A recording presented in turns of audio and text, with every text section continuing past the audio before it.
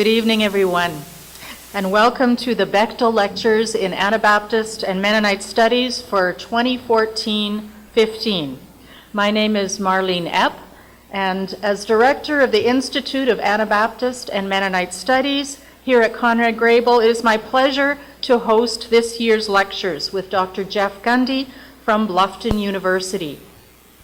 The Bechtel Lectures in Anabaptist Mennonite Studies were established in 2000 through the generosity of Lester Bechtel. A devoted churchman with an active interest in Mennonite history, Lester's dream was to make the academic world of research and study accessible to a broader constituency and to build bridges of understanding between the academy and the church. In speaking with Lester recently, I know that he is amazed and gratified that his idea was embraced by the college, and surprised too that the series is now in its 15th year. So at this point, I'd like to acknowledge Lester Bechtel, and two of his children are here tonight, Bruce and Debbie. So please stand up.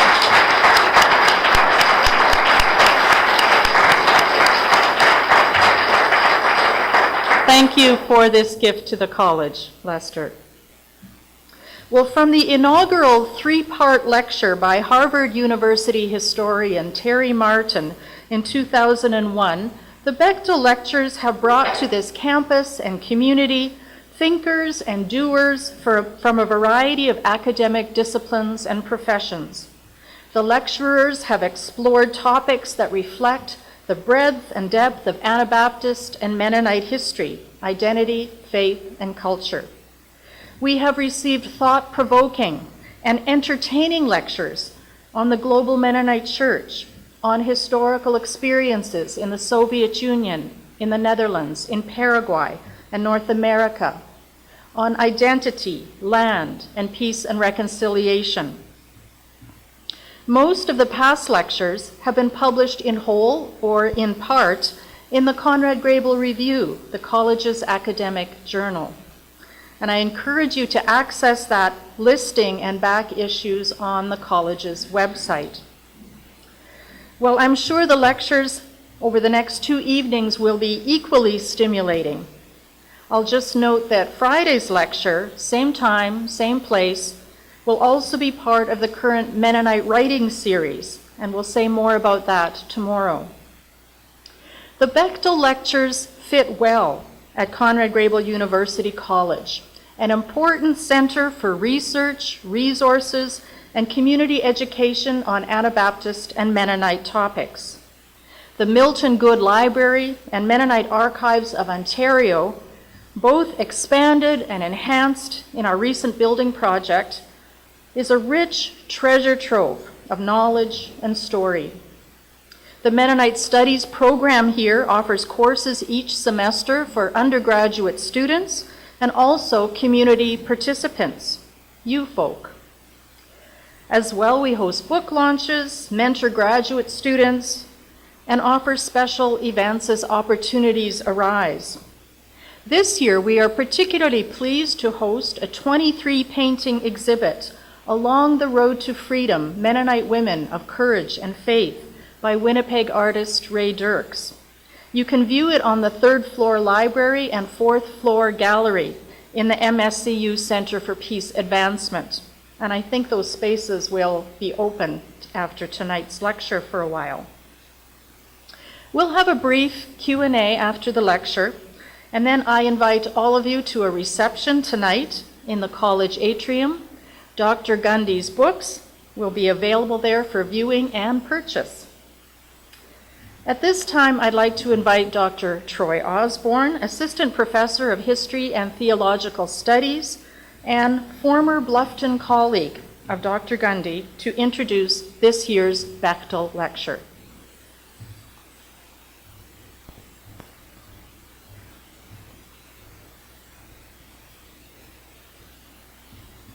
Good evening. It is my distinct pleasure to introduce Jeff Gundy as the 2002 and 2014 Bechtel Lecturer. Jeff was born in the prairie country of Illinois, a place that he says remains his psychic home. He graduated from Goshen College in Indiana with a degree in English, and then he studied at Indiana University in Bloomington, where he earned his master's in creative writing and a doctorate in American literature. Since 1984, Jeff has taught at Bluffton University in Ohio, where he is a professor of English and a former chair of the Department of English and Language. He's also been a visiting professor at 3 different American universities, as well as a Fulbright lecturer at the University of Salzburg in 2008. Jeff is a prolific writer, and it'd be hard to encompass everything that he has written about and everywhere he has written. He's written on a wide variety of topics. He has published 6 books of poetry, including 2007's Spoken Among the Trees, which won the Society of Midland Authors Poetry Award. Jeff has also published over 250 poems in more than 70 magazines and journals, ranging from the Adirondack Review to the Gospel Herald to the Georgia Review to the Christian Century. He's also written 4 prose books, all of which explore Mennonite themes, which Jeff has described as poetry, God, heresy, peace, martyr stories, music, metaphor, and on and on. I first met Jeff when we worked together at Bluffton University, and at that time I was struck by the generous spirit with which Jeff served the life of the institution. I contacted several of Jeff's colleagues at Bluffton for their thoughts and reflections about him and what we should expect tonight, and they all expressed appreciation for the energy that he gives to serving on committees, faculty reviews, and supervising students, especially considering that Jeff is someone who values his writing time. They also mentioned that Jeff plays a pretty decent folk guitar, has recently become a grandfather, and logged serious time on his bicycle. They estimated 2,000 miles since March alone. That's 3,000 kilometers for you guys out there. So. Tonight's lecture is titled Poetry, the Sleeping King and Creative Doubt. One of Jeff's colleagues, Gerald Mass, has promised us that Jeff has perfected the art of affectionate irreverence. His loving incredulity towards unquestioned pieties, unchallenged assumptions, and privileged access is expressed in the beauty of his poetry, but also in the attention he gives throughout all of his writing and teaching to those human and cosmic realities that others neglect. So it is with this eager anticipation of the promised affectionate irreverence that I welcome Jeff tonight. So welcome, Jeff.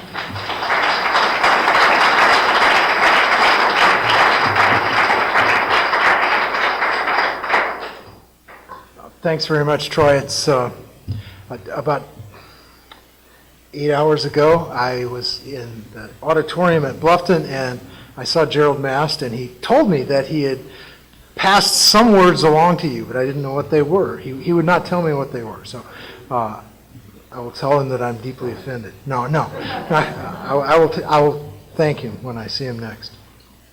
I should also thank Lester Bechtel and the Bechtel family. It's a real honor and a privilege to be here as part of this series. I don't know what to say.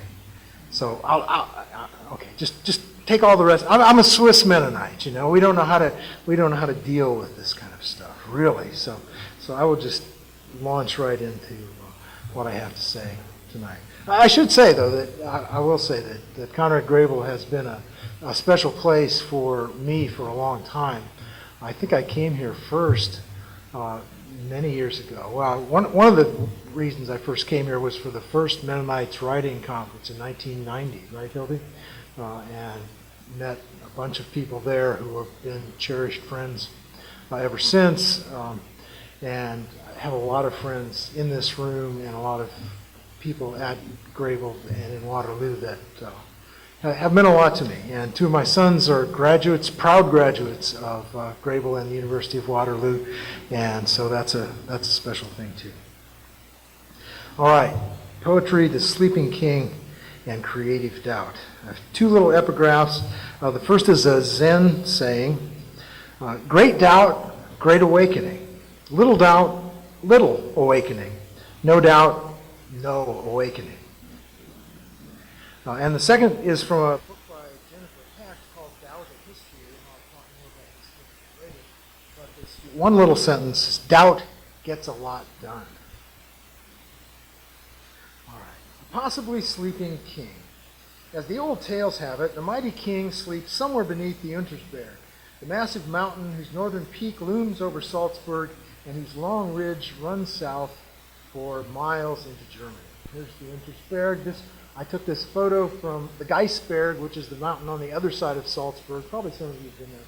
But you can see this long ridge kind of running, that runs south for a long ways. The Grimm brothers report that Emperor Karl der Grosse, Charlemagne in the history books I read in school, sits in a trance somewhere within that massive mountain.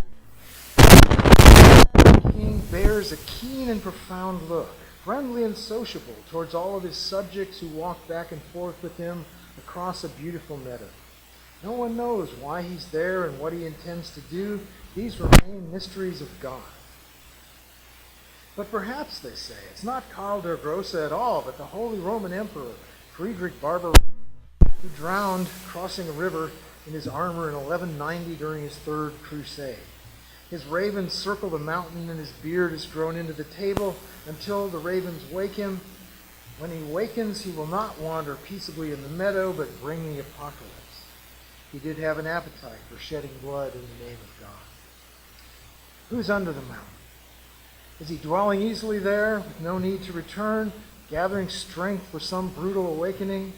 Could he really bring a kingdom of justice and equality, or would his emergence just lead to more misery and destruction? I have more questions. Should we go looking for him? Would the pleasure of knowing be worth the chance that we might find only horror under the mountain? What things are best not known? And what happens if we add about God to that last question? Like most good stories, this one seizes us with drama, teases us with hope, ends in mystery. Doubt is built into it, inseparable. If we knew it were true, our lives would have to change. But while it's possible, however unlikely, we can allow ourselves the pleasure and promise that lie in its being merely potential. Freed by our doubts about its reality, we can read it as metaphor, as allegory, as pageant, as whatever we will. Think about the origin of this story. How did it come about? Someone or someone's likely thinking about how dim and awful their days were, dreaming they might be otherwise. Someone asking for a story, perhaps a child, one of those gathered at the hearth or in the tavern, doubting the official story that all is well and will be well if only we trust and obey. What if the great king were still alive? What if he waits under the mountain? What does he do there? Will he come back? Once the first question is asked, that great meadow under the mountain opens out, filled with possibilities. Yet, of course, that potential remains only as long as it's imagined rather than actual. So I propose tonight to examine and to celebrate doubt, not as a failing or a weakness, but as a creative, hopeful, even positive practice, one born out of the obvious gaps and lapses of our knowledge and wisdom, the everyday imperfections of our lives, and the necessary belief that revelation is not yet complete. Yes, I hasten to add, all doubt is not created equal. Enervating cynicism, mere disbelief, easy scorn, mindless relativism, all these are of no use. No, the doubt I have in mind involves a flexible, open-minded skepticism, sometimes cheerful, sometimes desperate, a brisk refusal of horned dilemmas and totalitarian claims, a humility both modest and bold. The question, often if not always, is the first step toward making something new. This seems strange. This seems wrong. This seems incomplete. What if instead we're also... The lesser sorts of doubt are big these days, with conservatives doubting science and, it seems, any information that threatens their dogmas. Maybe you don't have those conservatives here in Canada. No, but I suspect you do. Traditionalist reassertions of faith and dogmatic belief take on an increasingly nervous edge, even as aggressive atheists blame religion for everything.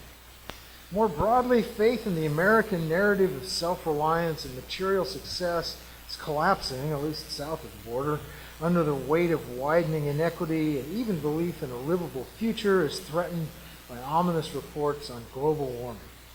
Not for the first time, doubt is everywhere. Now, I'm going to have to set aside most of that vast debate and political and environmental talk about all of that. Even in these somewhat narrower realms of theopoetics, as I call this, which I will wander in for the next little while. But what I'm interested in is not atheism, which is often merely another belief system as dogmatic as any fundamentalists and about as useful. Nor do I have much to say about the more or less bland varieties of agnosticism, the many people who live more or less comfortably without worrying the big questions much, if at all. No, I ask you to join me in the company of those who are drawn irresistibly to the mysteries, the questions that have no answers, the inscrutable silences and roaring depths of the world and the soul, and whatever it is, among, within, and behind all this, that in our human language we name God. So, a very condensed history of doubt. The modern godfather of creative doubt is the boy genius John Keats, whose offhand brilliant remarks on negative capability, which I'm sure some of you know, have become justly famous. He speaks of negative capability, that is, when man is capable of being in uncertainties, mysteries, doubts, without any irritable reaching after fact and reason. With a great poet, the sense of beauty overcomes every other consideration, or rather obliterates all consideration. So doubt and uncertainty, Keats suggests, are allied with poetry, with achievement of a sort that's allied with half-knowledge, and being content with half-knowledge, and against fact and reason, and the sort of irritable search for it. So this variety of doubt has nothing to do with paralyzed inaction, everything to do with riding through mystery and uncertainty, and above all, with the intuitive sense of beauty, the artist's guide to travel within the halls of ranges of mystery.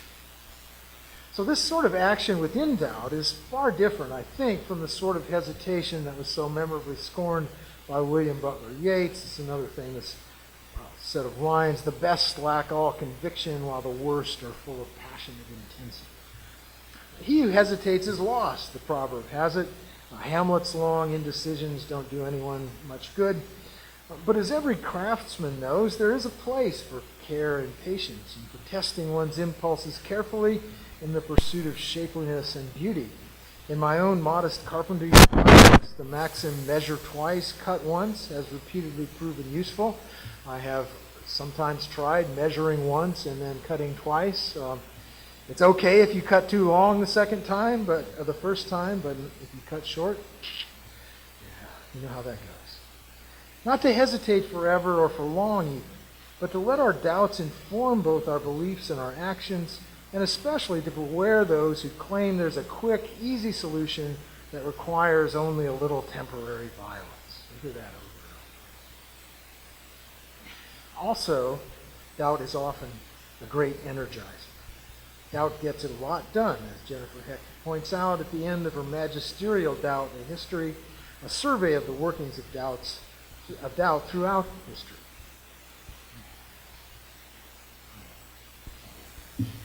Among the great doubters of history, you're not supposed to read that. She notes, are Jesus and Socrates, as well as Thomas Jefferson, Emily Dickinson, dozens of other major figures she talks about, including, of course, the great poet and artist William Blake, who said, "I must create my own system or be enslaved by another man." Religious, philosophical, and cultural questioning, Hecht insists and documents exhaustively, lies at the heart of human progress. Now, in poetry, overt expressions of belief have been under suspicion since modernism, although there's been a considerable reemergence of openly religious poetry in the last 2 decades or so. But since the Romantics, much of the real energy has been with the doubters, these iconoclasts, the suspicious and skeptical ones, those who pursue their own systems, more or less systematic. So William Blake, Walt Whitman, Emily Dickinson, Wallace Stevens. We could think of Rainer Maria Rilke, the German poet, wondering at the beginning of his Duino elegies that the angels will hear him if he cries out. And at the end of another poem, he says, "I'm circling around God, around the ancient tower, I've been circling for 1,000 years, and I still don't know if I'm a falcon or a storm or a great song. If we look a bit more deeply, even within the category of belief, which is complicated itself, certainly, there's plenty of room for doubt. Hecht only gives poets a few pages, but even those we think of as boringly orthodox were hardly staunch defenders of the status quo of their day. Dante was embroiled in political and religious controversy throughout his life. I had a student this fall write a paper about, I think it's the Eighth Circle of Hell, where he puts the Pope, because he had this big squabble with the Pope. I don't think Rome would have thought him orthodox for that. John Milton questioned many political orthodoxies and religious orthodoxies of his day, including the doctrine of the Trinity. And T.S. Eliot, his poetry, I think, survived his turn to orthodoxy and royalism only because his imagination was so wild and free and tragic that it pressed through all of his convictions, shot through by his constant awareness of the fragility of his own faith. His late masterpiece, Four Quartets, which I'll talk about a bit, includes several extensive and beautifully turned meditations on the limits of knowledge. Here's one section of the second poem, East Coker, which concludes wistfully, the only wisdom we can hope to acquire is the wisdom of humility. Humility is endless. Almost sounds like a Swiss name. For a moment, just for a moment. The Dry Selvages begins on an uncertain, strangely unorthodox claim. I do not know much about gods, but I think that the river is a strong brown god. Now, he grew up in St. Louis. He was talking about the Mississippi. So after much contemplation of rivers and time and human life, that poem offers this highly qualified avowal. These are only hints and guesses, hints followed by guesses, and the rest is prayer, observance, discipline, thought, and action. The hint half guessed, the gift half understood is incarnation. Well, the grand conclusion of the Four Quartets is yet another moving contemplation of the limits of what we can know in this life, an evocation of the desire for the kind of understanding and closure and presence that he says we really can only imagine and not achieve here and now. There's a little more that's not on the slide that I'll read. We shall not seek from exploration, and the end of all our exploring will be to arrive where we started and know the place for the first time. I'm skipping a few lines. And all shall be well, and all manner of things shall be well when the tongues of flame are enfolded into the crowned knot of fire, and the fire and the rose are one. All shall be well. We will know the place for the first time. As Paul said, we'll see face to face someday, but not yet, not now, not here. For now we have only this beautiful language of expectation to carry us forward as best it can with fire and flowers, earth and time. A couple of interludes here. Like the argument over the Oxford comma. Does the argument over the Oxford comma take place in Canada as well? All right, I've been observing this frequently recently on Facebook and other places. I do not have a position on the Oxford comma, I want you to know, although I'm sure some people in this room have firm convictions about it. But like that argument, I am going to say some disputes are best not settled. Argue not concerning God, said Walt Whitman, who also proceeded to suggest all sorts of claims about God. Some of them outrageous, some very subtle and delicate. To fit them together, perhaps, we need his acceptance of his own contradictions. Say, I contradict myself very well. I contradict myself. I'm large. I contain multitudes. So I will turn in a moment to an incomplete and subjective survey of doubt and belief in some contemporary poets and other writing, focused on a few writers who've especially nurtured and instructed me. But first, kind of interlude, another sort of interlude here where I want to say that I'm tempted to claim that creative doubt as a category might be a skeleton key to much of the work produced on both sides of the border during the Mennonite literary renaissance.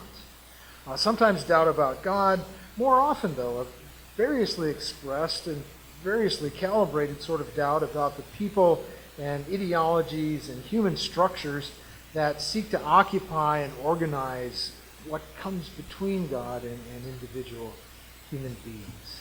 So I have a quick list here. Mennonite texts full of creative doubt, or so I think. Rudy Weed, peace shall destroy many. Where else do we start? Right? Doubts that peace is really practiced in its Mennonite community. Dallas Weed's 1969 novel, less well known, but Paul knows all about Dallas Weed. He was a Mennonite from Kansas, which has the wonderful title Sky Blue the Badass. You can almost tell from the title kind of what its tone is. It's at least as skeptical about his Kansas Mennonite community, although I must say that Dallas's later work would tack back in rather amazing ways toward reclaiming his Mennonite identity and faith.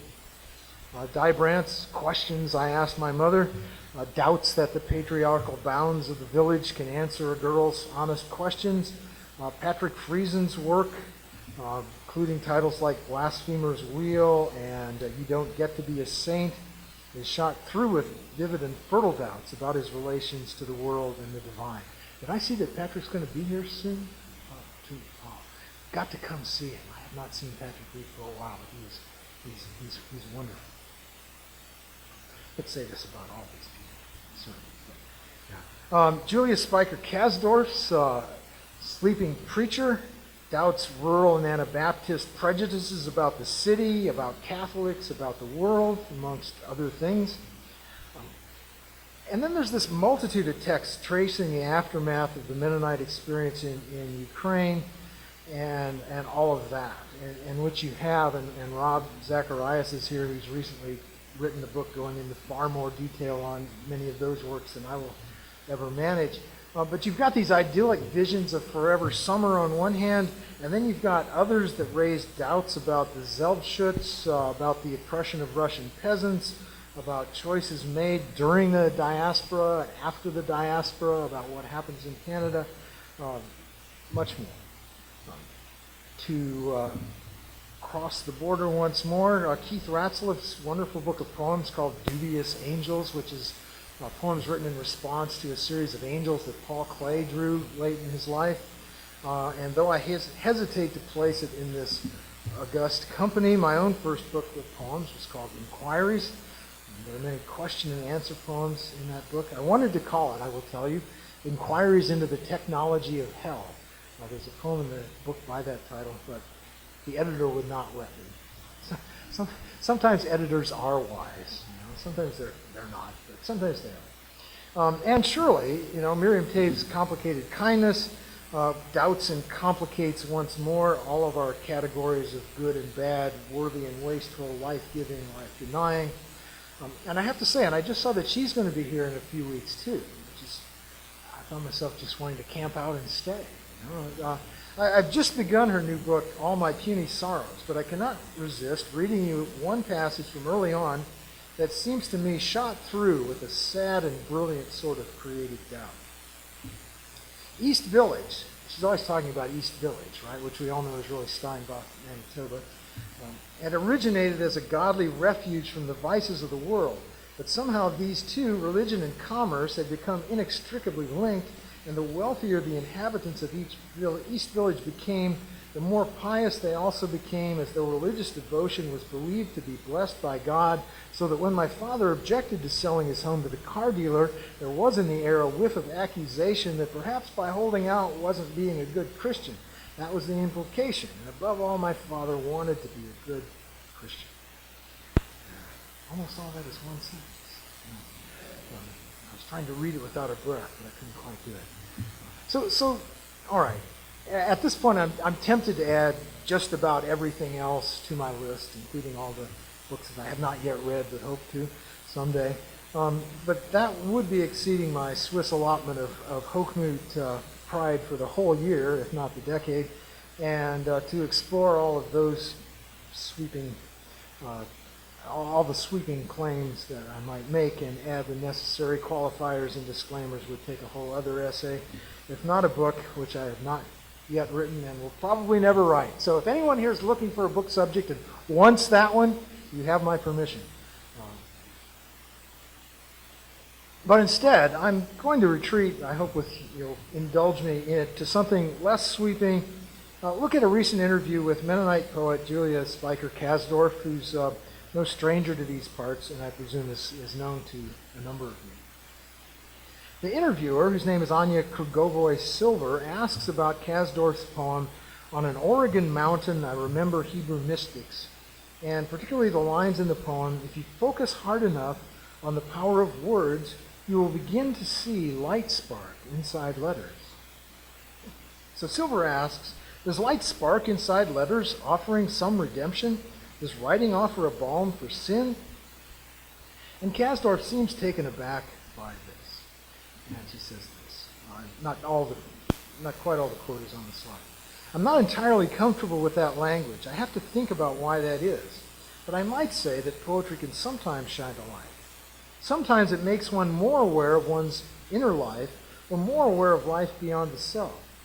I don't know what the Jewish mystics meant in that verse I quoted. I suspect its meaning is more particular to its context and more mysterious than anything I have access to where I stand.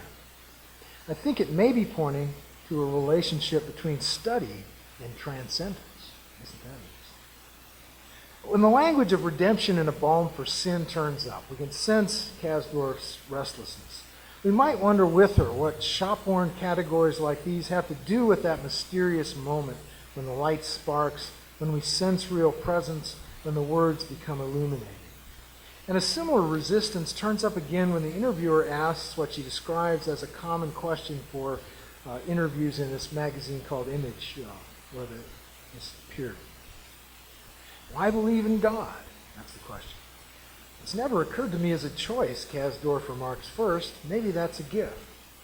Yet rather than then describing a faith journey or a conversion experience, she speaks of sensing God in nature, later mentions that she's found academic talk about integrating faith and learning strange.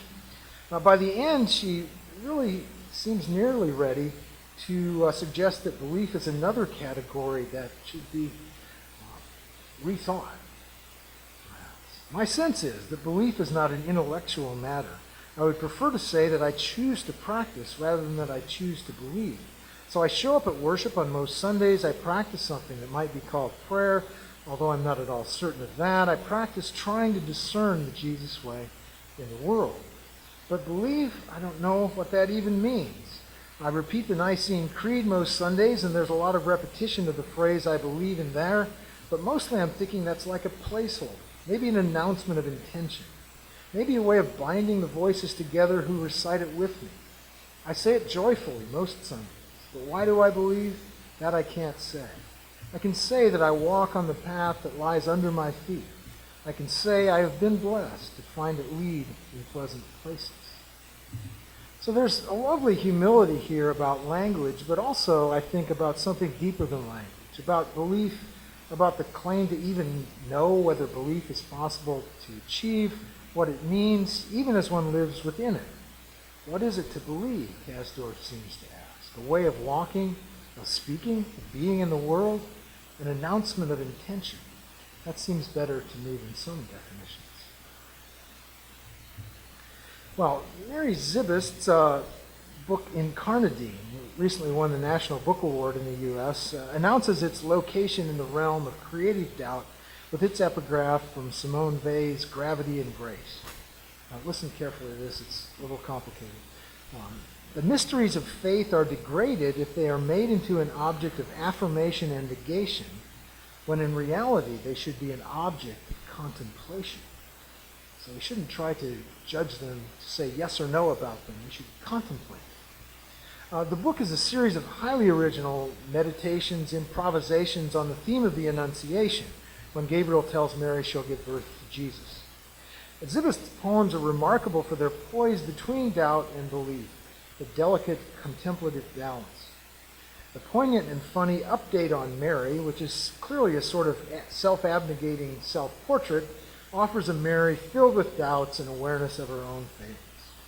Mary always thinks that as soon as she gets a few more things done and finishes the dishes, she will open herself to God. Mary secretly thinks she's pretty and therefore deserves to be loved. Mary believes she is a sincere and serious person, but she does not even try to pray. Even more relevant to my purposes is the innovative how not to speak of God, and I found you won't be able to read this, but you can at least see how it's laid out, and I'll read you parts of it. Whose lines are arrayed like spokes around a central emptiness. As the title suggests, we might and might not take these descriptions seriously. Some are conventional enough. Who has tried to reach us? Who will do anything to reach us? That's one. Who should be extolled with our sugared tongues? A few are topical and contemporary, like who will pity us when the bees disappear into their shadows. Some are lyrical or earthy. Who remembers the honey-colored husks of the locust? Who loves the dank earth, its wolves and its tigresses? And in Who Saw the World Incarnadine, the current flowing, not only does the book's title occur, but also what seems a clear reference to a poem by William Stafford, who's a Brethren poet, or a poet with connections with the Brethren, that was a CO in World War II. A poem of his called Ceremony, which describes an accidental muskrat bite along a river. And this is a passage from near the end of the poem. That was something the ocean would remember. I saw in me the current flowing through the land, rolling, touching roots, the world incarnadined, and the river richer by a kind of marriage. In that river, my blood flowed on. Now, Stafford's poem is a conventional narrative that leads to a definite conclusion, claim of genuine closeness, even a kind of marriage with the physical world. Zivist's offers no such closure. It's not even clear where we should start or end in reading those lines. Yeah? Where do you begin? He who has tried to reach us, who will do anything to reach us, that's the one closest to the top there. It's tempting to start there. Do we go clockwise or counterclockwise? Should we just read them should we cut them all out and then draw them? Who knows? Who knows? And then there's this parenthetical knot in the title. Should we not speak of God in any of these ways? Or are these, after all, the best and the most we can hope for? Well, let us contemplate the mysteries, as Simone Weil says, in the open space at the center of the poem. As Lao Tzu wrote long, long ago, we join spokes together in a wheel, but it is the center hole that makes the wagon move. Where would we be without doubt? Ted Chiang's marvelous short story, Hell is the Absence of God, in which heaven and hell and angels are actually visible, asks this question. This story shifts reality just enough that the manifestations of God in the world, in the story, are evident to everyone. There are brutal, tornado-like angelic visitations in which some people are killed, but others are healed. Properties destroyed, things are torn up, but then people have visions. Marvelous visions. Even more dramatically, both heaven and hell can occasionally be glimpsed directly. Any doubt of God's existence has been eliminated. It's obvious to everyone that God acts directly in the world. But what God does in this story, again, remains baffling and seemingly arbitrary, often apparently cruel. And so while belief is not an issue, faith in God is no easier in this world than it is in ours. The protagonist of the story, his beloved wife, is killed during one of these angelic visits. And throughout most of the story, he struggles to love God so that he can be united with his wife in heaven. Right? And after this long effort, he's finally granted the glimpse of heavenly life.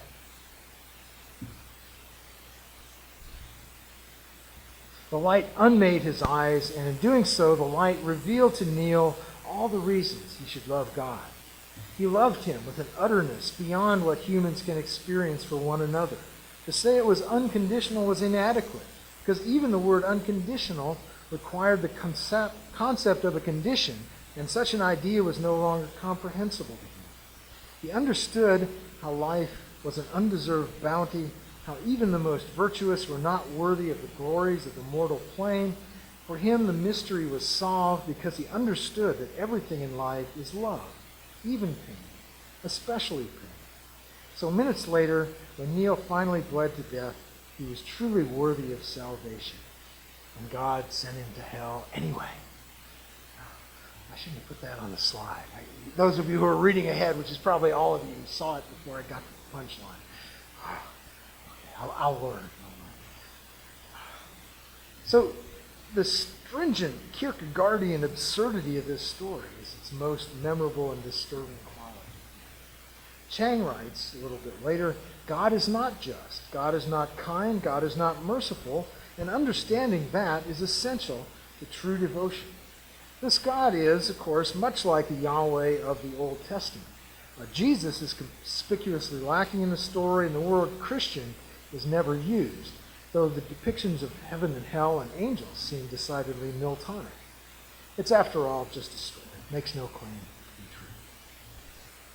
I taught a class once on magical realism and its varieties, and fairly deliberately built toward this story, which I'd always wanted to talk about with somebody. And so I asked the students to read it near the end of the term after we built up a fair amount of trust with each other. And we had this searching, impassioned, often delighted conversation. There was this sense of broken barriers, and almost all the students seemed grateful for an entry into these questions that wasn't sort of hedged around with the usual baggage and expectation. Of course, because it was just a story, we could talk about it with freedom. Now I imagine another story, ringing changes on this one. What if God were not only visible and present, but obviously answered prayers and intervened directly in everyday life? How would that work out? Would there be some limit on what God could do or chose to do? What if 2 football teams or 2 soccer teams both prayed equally earnestly for a victory? Who would win? Would God cure some cancers, but all of them? Not all of them? That's a more serious question, obviously. Would God eliminate malaria and schizophrenia right off the bat? And if not, why not? A little while back, while I was visiting the Oregon Extension, do people know about this place? It's this really interesting small school in the Oregon mountains. Now, I found myself staying at a sort of Christian dude ranch there for a few days. There's this Oregon Extension, and they have a small campus that was an old logging camp, and 30 or 40 students and some faculty, but they bring in visitors near the end of the term, because by then all these people who've been there talking to each other for 10 weeks are kind of going crazy talking to each other. And so they bring a few stray extra people to just give them someone new to talk to. But they put us up at this it was a dude ranch, but it was a very Christian one, just kind of across the road. It was a great big place, hundreds of acres. Everything about it seemed oversized. Especially, though, there were these 3 gigantic crosses in a rough seating area about a quarter mile from the sleeping quarters. And I wanted to stay away from them entirely, I have to confess. But of course it didn't happen that way. But I came away with this poem, Contemplation at the Bar R Ranch, which I'll read to you. Both the owner and his daughter said we'd have to see the crosses, so of course I tried to avoid them. But wandering aimlessly after sublimity, as I do on free afternoons, I followed a sign that said baptismal down a narrow way, and stepped carefully on rocks across the icy creek. When I looked up, there they were, enormous, big enough to crucify a pteranodon or a giraffe. As I climbed the muddy path, some part of me said, I have to safeguard my doubts. And another remembered how the old picker said to Goodman, I find the prettiest woman in the room and play every song for her. Too edgy to eat, Solinger's Franny tried to pray the Jesus prayer all the way through homecoming. The students have been reading Franny and Zoe, book by J.D. Solinger. With the sun low behind the crosses, I could barely look. Thin grass, lichens, rocks, and gravel lay low all around, stunned by some brutal devotion, not their own. 3 weeks to solstice, faint, thin bird song, so many trees, so many rocks, so many women whose lives and bodies I will never touch. The creek rippled on. Shasta glowed in the chilly haze. A strand of spider silk glinted in and out of sight. Breathe in. This is paradise. Breathe out. I must go. While this poem reflects several of my main beliefs, that there are many beings inside me, or at least one being with many aspects. I too am large and contain multitudes, perhaps. That there are many forms of devotion, some of them invoking the name of Jesus and some not. That patient attention to the beautiful, silent world is both a way of learning and a form of worship. And that while I'm not much comfortable with the usual language of prayer, I do long to praise. And perhaps, strangely most of all, that my doubts are necessary and even precious, not to be given up for the kind of flat certainty that some claim should be everybody's because they feel it themselves. As Rumi says, your eyes are small, but they see enormous things. Those crosses were enormous, yet still dwarfed by the distant Mount Shasta, by the whole sweeping vista and the setting sun, the visible world so much more vast and tangible than any human construction, no matter how ambitious or dogmatic. Where then should we look? This I do believe. We can imagine and investigate our way far into things if our desire is strong and we are willing to surrender to what we do not know, to yield up the quest for certainty and persevere at the grander, weirder business of making castles in the air, building things out of words that we cannot explain or defend, only offer as testimony and witness. Interlude 2, some more maxims from William Stafford. He has really been a hero to me for a long time. Faith is easy, he says. Doubt is hard. My kind of faith is that most mountains won't move. Some questions you would ask of God prove you unfit for God's company. No. My belief is what my whole life says. Without violence. Well, Hitler read the signs of blood correctly, of course, although he was wrong about actually bringing off anything except the greatest man-made calamity in memory. Few represent better the dangers of will without doubt. At that point needs a little rehearsing.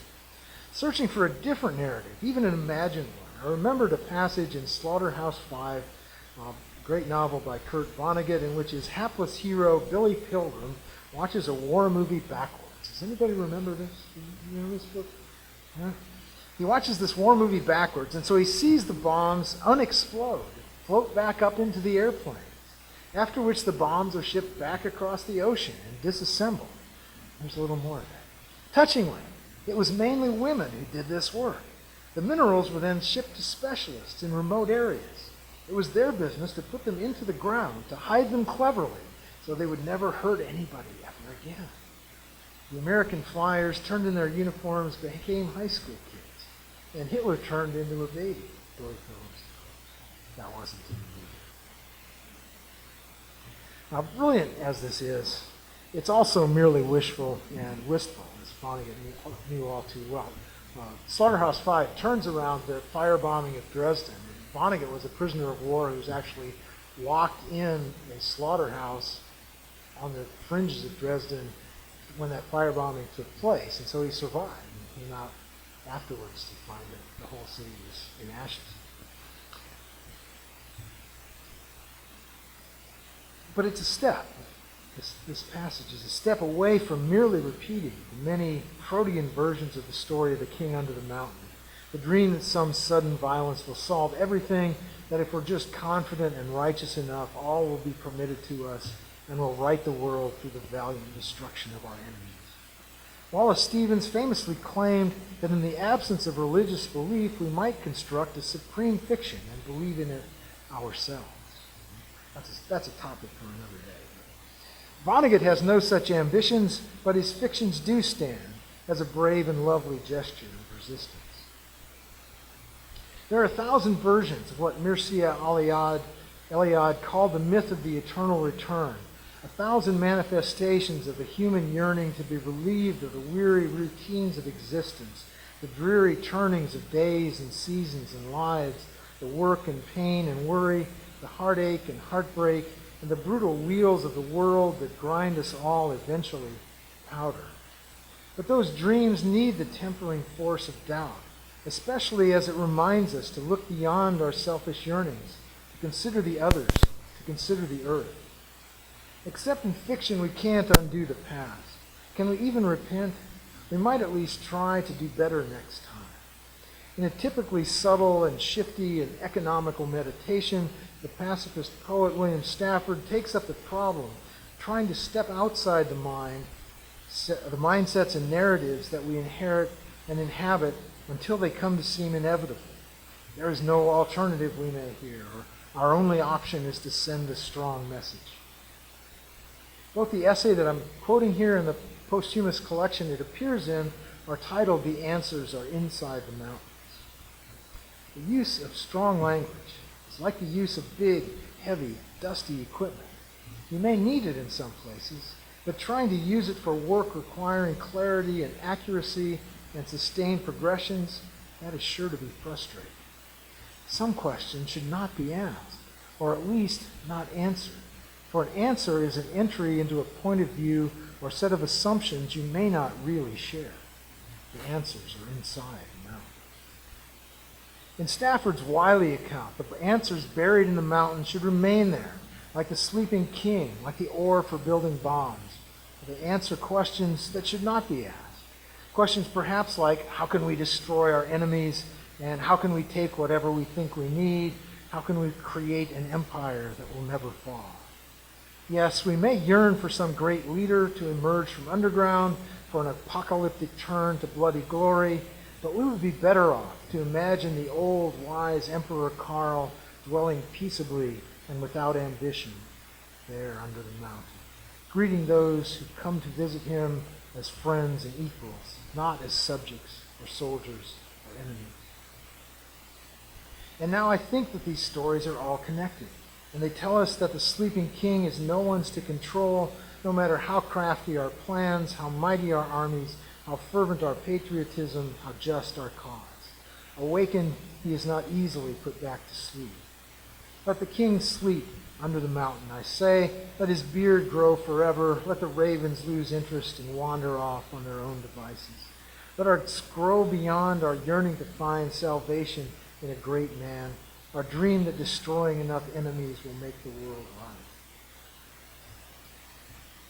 I'm getting close to it. An end for doubt, if not of doubt. Fanny Howe, a Christian poet I've mentioned before, raises a question I've never thought about much, and now I wonder why not. I never think of a possible God reading my poems. Although the gods used to love the arts, poetry could be spoken into it well, of course, drop like a penny into the black water. Sometimes I think there's a heaven for poems and novels, music and dance and paintings. But they might only be hard-worked sparks off a great mill, which may add up to a whole cloth in the making. So if, as is often claimed, poetry has something to do with prayer, why do I also rarely think of God receiving my poems? Maybe it's because the God I believe in doesn't read much, barely deals in human language at all. On the other hand, Rilke ends a poem with the idea that inside human beings is where God learns. And that seems somehow sensible as well. A little more from Fanny Howe. In my most serene moments, I feel that there is a God behind God. And I feel that the God we discuss is the one that contains time and all the galaxies, universes, and tricks of light, leaping planets. This recognizable God receives and judges our lives according to some measurement we can only imagine through readings in religious texts and by observing love in action. Only a few can go free to the far God, probably the last, the weakest, and the most good-natured. In the end, like all the other virtues and like all of us, doubt is not worth much alone.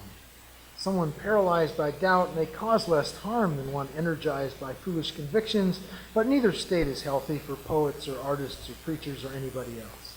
I like this claim from the soulful, irregular believer and doubter Lee Young Lee, grandiose and humble at once.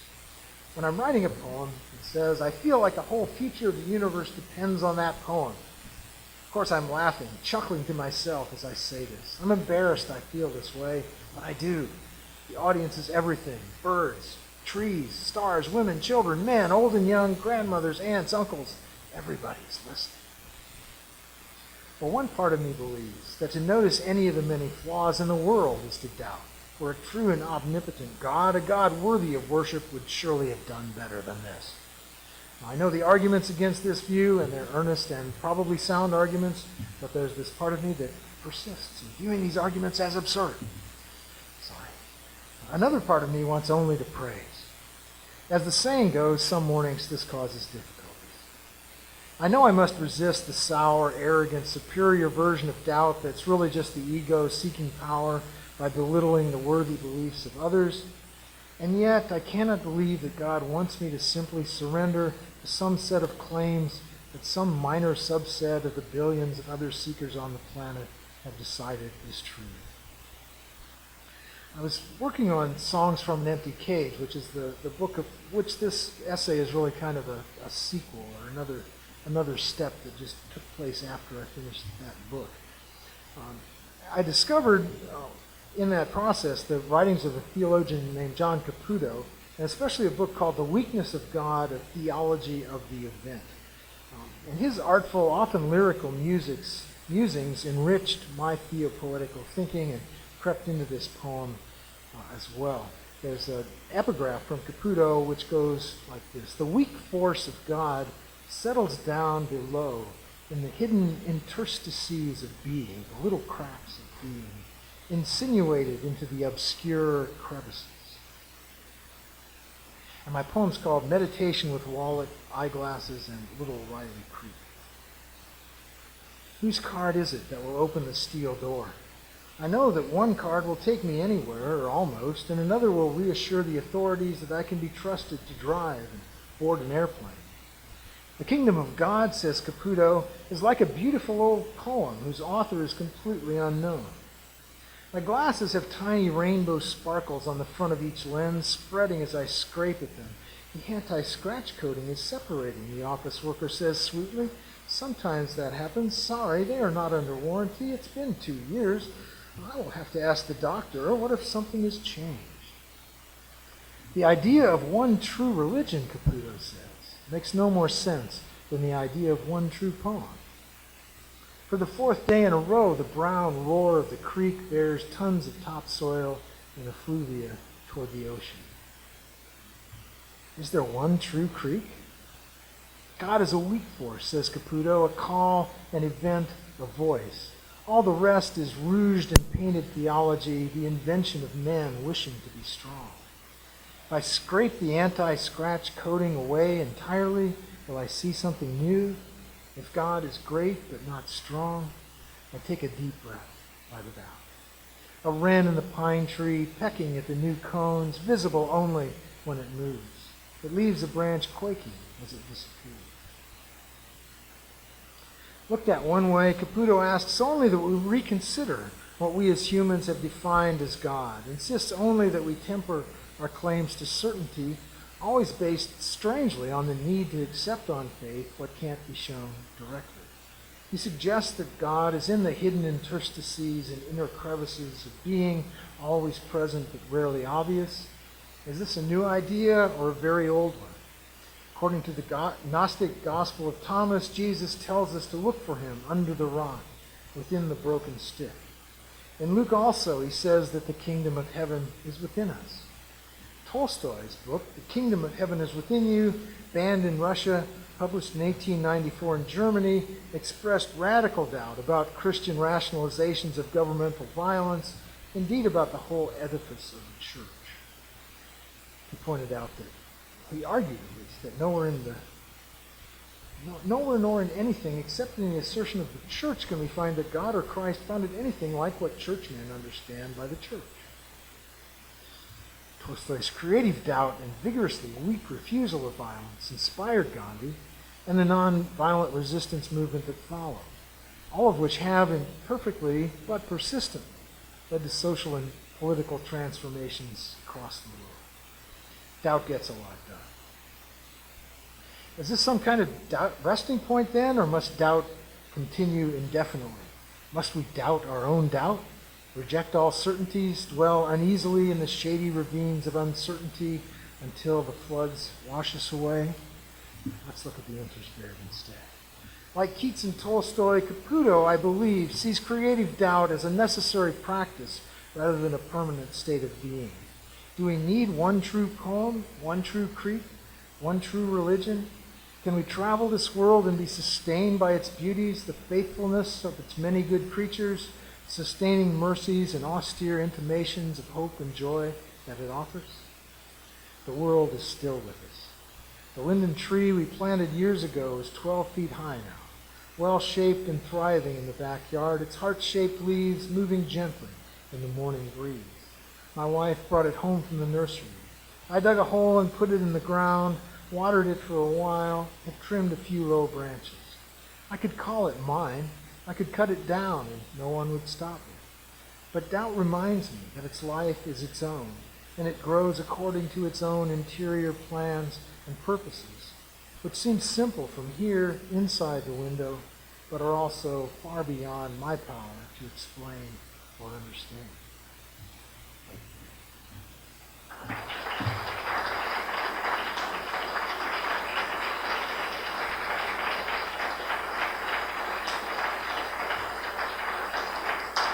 Thank you very much, Jeff.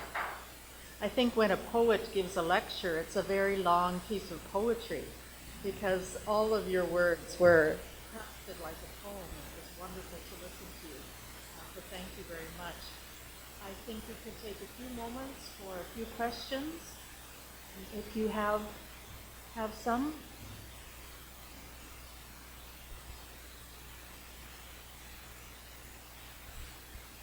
Is there a difference between doubt and self-doubt?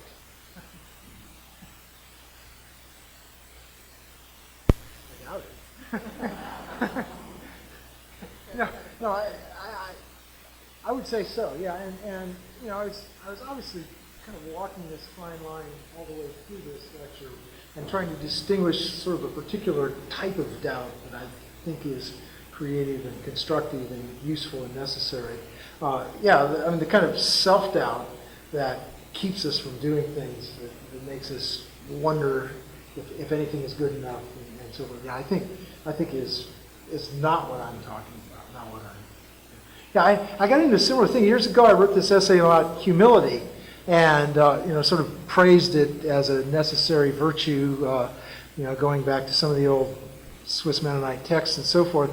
And when I presented the essay and it was published then, and Shirley Showalter wrote a response to it, and she pointed out that humility for women in the Mennonite church tended to mean a really different thing than it did for men. And, I had to sort of gulp and say, you're right. And because, for privileged white guys like me, who are I continue to think that humility is a useful and necessary thing. But just as you were saying about doubt, if humility has also been used as a means of convincing people who are not at the top of the power structure that they should be content where they are, and that they should not talk up, and they should not, be visible presences and so forth. And that was not all what I meant when I was praising humility. And so yeah, that's all of these terms are tricky when you start to play with them like that. Yeah. Trevor, what was your question? Thank you, Jeff. This is a wonderful talk. Is doubt finally is a way to allow ourselves to stop in front of the mountain, to stop in front of this thinking about that, stop in front of the sun, in front of the that what we do? Maybe, yeah. I think that's one of the things that it can do for us, to get us to see past the conventional, the quick way of viewing things and the sort of habituated ways of seeing things that we have, and the sort of formula. It's like when Julia talks about that reciting the Nicene Creed, and how she does it with conviction on the one hand and yet with this sort of hesitation on the other. I think that doubt is a way sometimes of opening up those things that we take for granted and trying to see them in new ways. Yeah, and I think that's what art does in a lot of ways too. Yeah. Yeah. Yeah, when you talk about the spectrum, that certainty then falls very easily into the rational philosophy spectrum. And you do the practical. So many other dimensions to life. Mm-hmm. Mm-hmm. If you don't work on that spectrum, you have to beauty. Mm-hmm. Yeah. It doesn't have to be placed on that particular spectrum. Another Yeah. way of seeing, way of being, or even humility can be a sense of wonder. Mm-hmm. Yeah. Comment on that, because you're going to appreciate the arts. Yeah. Yeah. No, I'm trying to construct some kind of geometry now in my head, which I am failing. So thanks for the good question. But no, I would certainly agree that beauty is, kind of cuts across that doubt certainty category, and that we experience beauty in a number of ways. I've been fascinated by that subject too, and by another thing that Keats said was what the imagination seizes as beauty must be truth. I mean, he was convinced that there was this.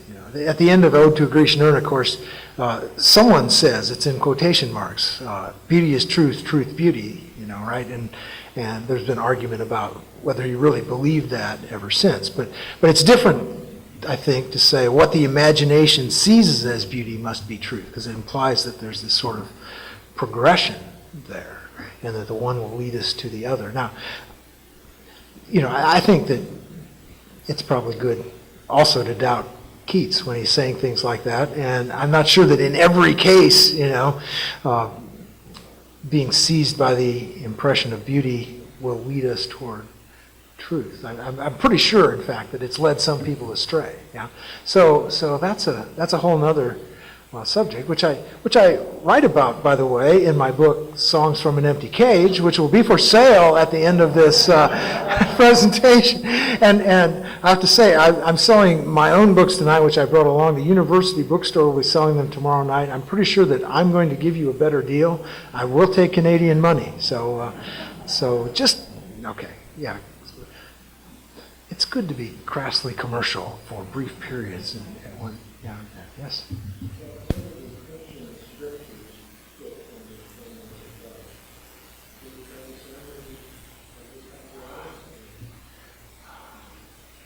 Now, that's a really interesting question. You mean, according to me? Who am I to say? Yeah. Yeah. Well,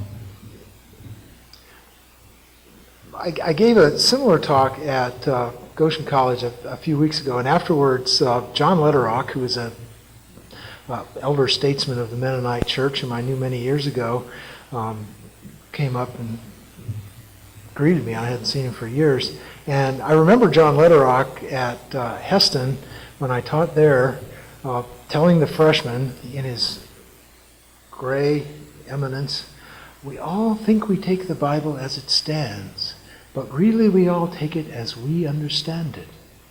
And because he was John Letterock and tall and imposing, he could say that, and all these earnest kids who, thought that the Bible was, one thing, would go, oh, I guess so, and they would write it down in their notes. And I mean, I guess that's my answer to your question. I think that the Bible has a great deal of authority. How we read that authority into our own lives, I think, is a matter of constant negotiation, individually and as the community. Does that seem plausible, or only moderately evasive? Yeah. I really like when you complicate out and sort of reform responsibly and negatively. And I also noticed how your talk sort of complicated it by that conversation. So I'm wondering, is there a way to see the opposite of doubt possibly? Maybe that's certainly, maybe it's not. Yeah. But I'm wondering if you could say a little more, say a little more about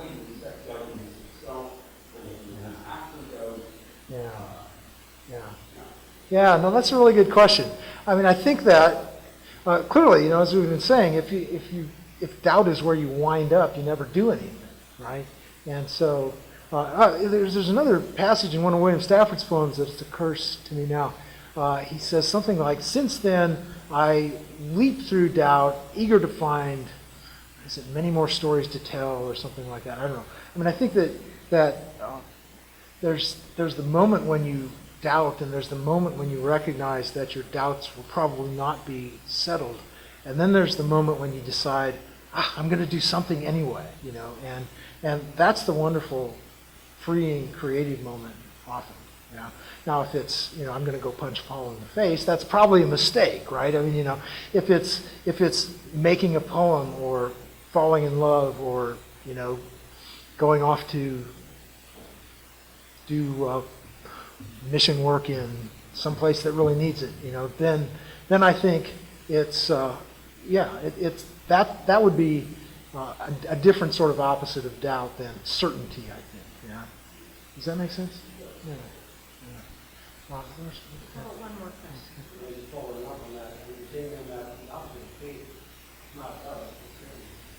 Maybe. I like that. That's not where it's started. Uh-huh. If people can say, I have faith for sure, Yeah. yeah. Yeah. Yeah, I mean, I don't need faith to know that if I put my hand on this podium too hard, it makes a booming sound, right? Yeah, that's right there. Yeah.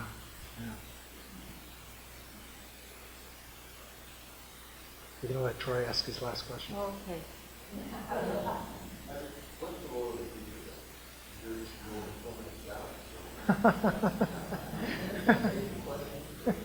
Oh, yeah. That's an interesting question, isn't it? Yeah. I think it's a complicated role. Yeah. Yeah. There was a guy, I think it was Peter Elbow, who's a composition theorist, and wrote a lot about teaching, who said that, all you need to do as a teacher is be like Socrates and Jesus. And he pointed out that they both were extremely supportive of students and extremely challenging. So, and which you do at which given moment, and who you mess up while you're doing the right thing for this other one who's also in the room. I've never solved that problem. You just keep kind of blundering away at it as best you can.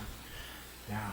Yeah. No, I think that there are times when creating doubt where there was the kind of unreliable certainty, we've been talking about is really necessary. There are times when reassurance is equally necessary, right? And I mean, a lot of students, famously go through that period. Oh, everything's relative. You can't really know anything, and all this and all that. And I think that getting past that is for a lot of students an important stage, and trying to help them along that way. But then, I mean, you can't. What does it mean to teach? I mean, you can't just tell people stuff and have them believe it. I mean, have it work, right? Or the world would be a very different place. Yeah. So a lot of it is just being present, I think, while all this stuff is going on.